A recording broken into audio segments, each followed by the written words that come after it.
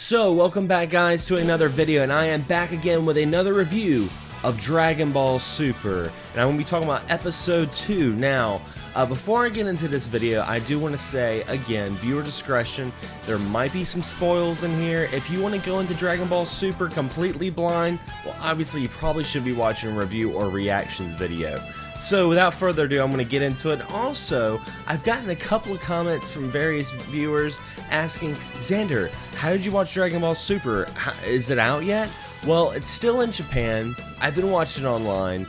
Unfortunately, I'm not going to leave you guys any of the links to the sites or anything like that. They're pretty easy to come by. I just advise you guys maybe join some Dragon Ball Z communities or some Dragon Ball communities, and they'll be more than happy to point you in the right direction.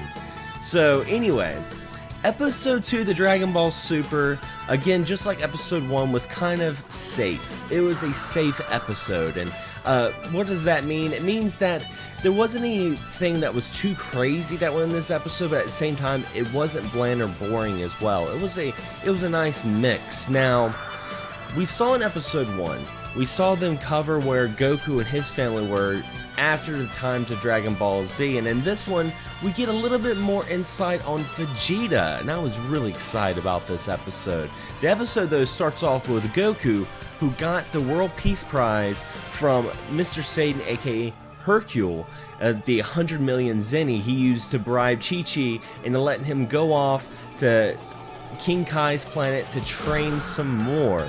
I keep asking myself, why is he still training with King Kai? He knows everything. I mean, like, King Kai, what did he teach him? Like, Kaioken? That was about it. But he doesn't really have anybody else to train with right now.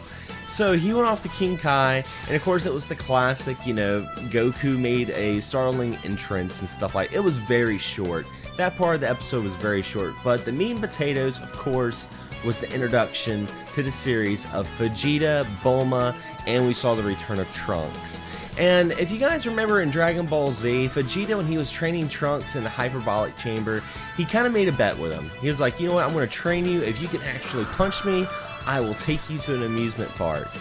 And Trunks tried really, really hard, and Trunks actually did punch Vegeta. It was like a little scrape on the face, but it was enough to really dampen Vegeta's pride, and he ended up punching the hell out of his son and sent him flying across the chamber. But Vegeta kept his promise, and they are on vacation this episode. And you know, they have like a little montage, and it's what you would expect for a normal family to go on vacation. They got ice cream, they went out shopping. The only thing is like Vegeta wasn't really that impressed with the vacation. He was kind of more of the awkward teenager that you would see at a vacation than the loving father. I mean, he even kind of shunned Bulma when she tried to show a little bit of affection towards him. And the only thing that really made Vegeta happy during this whole vacation was the food. I mean, we all know Saiyans love food. So him and Trunks, they were just eating as much food as they can. And Bulma saw that this was the one time Vegeta was happy. So she was like, keep on bringing it, keep on bringing it. And towards the end of the vacation, they're on a cruise ship and they're seeing a concert of a bunch of fire dancers. And again, Vegeta's not impressed. He's thinking in his head right now, I'm watching these doofuses on stage while Goku is somewhere out training. So that kind of shows you that maybe Goku and Vegeta hadn't talked that much since after the Majin Buu saga. They haven't really kept in touch. So with that being said, he's very curious about what Goku's doing. He's always wanting to be better than Goku.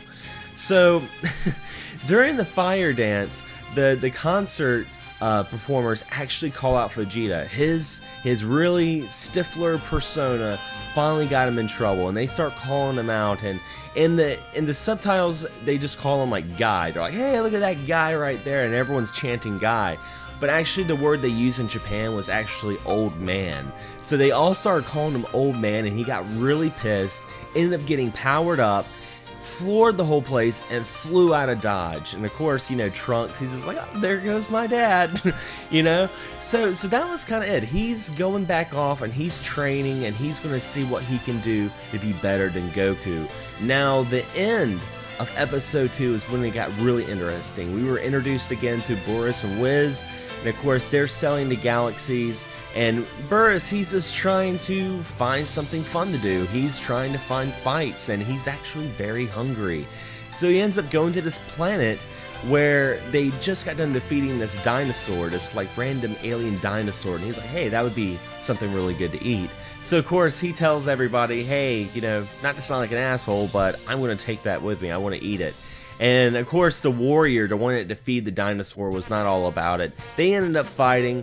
Burrus kicks his ass, and at the very end Burrus is like, you know what, I don't really want the dinosaur meat anymore, and ends up exploding the planet.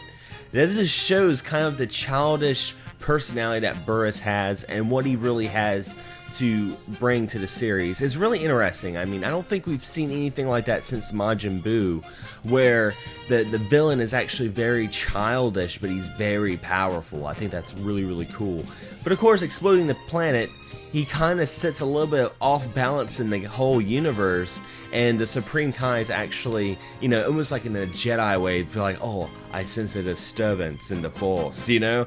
And they kind of sense that, you know, a planet just got exploded. This was the second time this is happening, and they know something's not good. Now, Burrus does have a little bit of a flashback. He starts, his memories coming back together. You guys gotta take into consideration, he's been sleeping for quite some time.